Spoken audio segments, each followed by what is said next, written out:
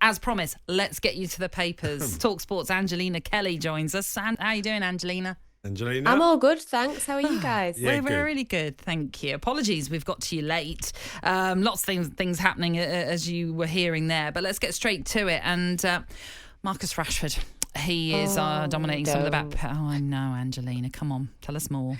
It's horrendous, isn't it? I mean, rash decision. I'll be honest, when I heard about this, and there was some video floating around, I was trying to zoom in, like, is it old footage potentially? Doesn't seem so. So Marcus Rashford is in hot water again after missing training after back-to-back nights out in Belfast. Why Belfast, you may ask? His former academy teammate, Roshan Williams, has signed for a club in Northern Ireland. So he trained on Wednesday, was pictured in a bar that evening ahead of a planned day off. And then it's believed that he's told Ten Hag that he was too ill on Friday to train, despite being spotted in a club hours earlier.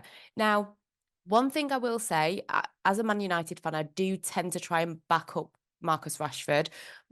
Sometimes Eric Ten Hag does say that players are ill and they have been injured before. So I think a few fans are grasping onto that and hoping that potentially he did pick up a niggle or an injury on Wednesday. He knew he wouldn't be playing, so he's gone to Belfast. However, if that isn't true, the players have just returned from a week off. You know, if he's ill because he was partying, it is totally unacceptable. He needs to be dropped. You know, comparing this to how people like Sancho have been treated by Ten Hag, how Rashford's been treated before, because this isn't the first time that he's got himself in trouble under Ten Hag. He should be facing a serious punishment because it's not like his form's been that great anyway. No. So why not give someone else the opportunity that's not jetting off to go and enjoy themselves? I mean, surely and I hate to say this about Marcus Rashford because, you know, all Manchester United fans do love him, but this season, it's been embarrassing. He has been totally out of form. Stories like this coming out. I mean, he's got to face some kind of serious punishment, surely, because if this is how it looks, it's horrendous. Yeah, I'm pretty sure that if it's something Ten Hag needs to deal with, he'll do it quickly because he has to. Because it feels like it's been a bit of a culture at Manchester United over the last few seasons. There's been things off the field it's just happened too often. So it's wait and see on that one, isn't it? So we'll see. But you can certainly hear with Angelina how let down you are as a fan. And I'm sure that's echoed. Angelina just said it. You know, they've just had a period off. I know. It makes no sense. It makes no sense. You know as well you're going to be pictured. So why would you do it? What is your motive for that? So it's, well, from one person having time off to another in the summer. Jurgen Klopp, more newspaper. How are you doing? Are you okay? Well, yeah, look. Yeah. I'm trying to be matter of fact because you lose players. You know, Liverpool lost Kevin Keegan at one time, got Kenny Dalglish, lost Torres, got Suarez, you know, and now Klopp goes.